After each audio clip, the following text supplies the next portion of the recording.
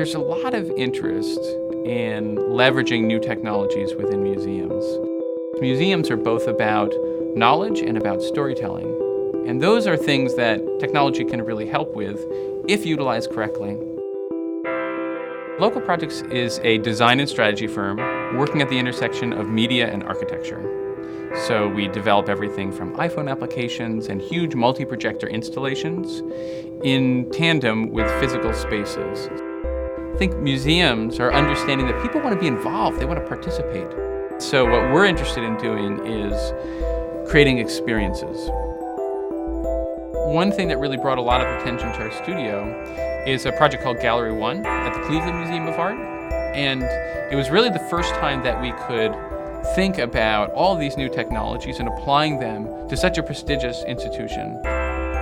One of the craziest ideas we've ever had is to use facial recognition to connect you with an artwork. So as you make different facial gestures, it actually brings up an artwork with the same facial expression that you can then email to yourself and go visit inside of the museum. So it's a way to engage and participate within this incredible array of the history of global art, but in a way that you find meaningful and also shareable.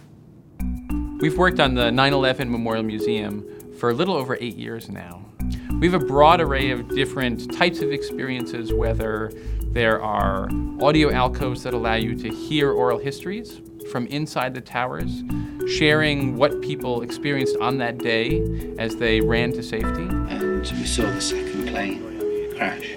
All of a sudden, I thought we were watching like a replay of it. We frankly had a very, very radical approach to the museum from the beginning. We didn't want to just make a stagnant, static museum that would tell a story from the beginning to the end that felt finished, both because of the event and the fact that the story itself isn't finished, that it's still ongoing, that we're somewhere in between current events and history, but also because everyone going through that museum has their own 9/11 story. You want to extend people's senses and satisfy people's curiosities. And that's something that new technology is really, really well connected for.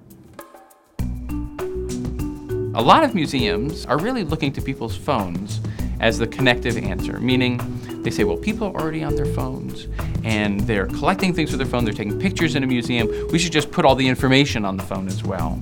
And from the beginning, I think very wisely, the Cooper Hewitt really were thinking, this is the National Design Museum. We need to think bigger, not just about reinventing the Cooper Hewitt, but also the museum process in general. So within the Cooper Hewitt, we have a number of different interfaces, and one of the key interfaces we call the collections table.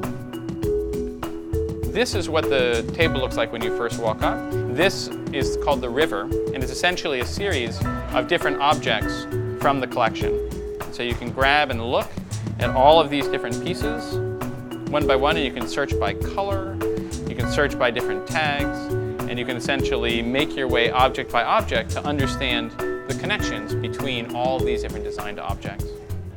The other thing you can do is just draw. And when you do that, it brings forward different objects from the collection.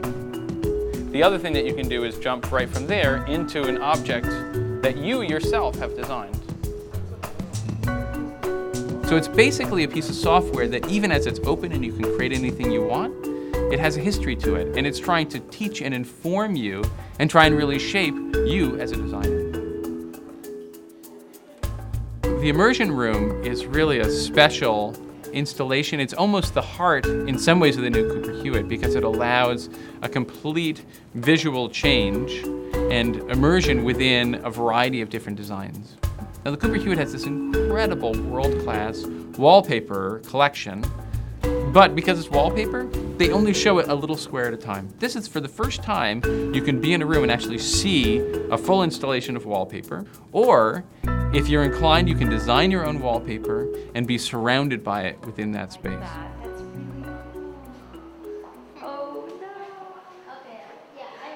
So the key is it's how you use technology. You need to use it wisely, and you need to use it so that it engages people further and makes deeper connections with the collection. Museums, like all institutions, are just seeking relevance. They want to be engaged. They want to be meaningful. That is the brass ring for all institutions. And so if we can make things that excite people, that get their imagination going, and that help them to share those things, that's an amazing win.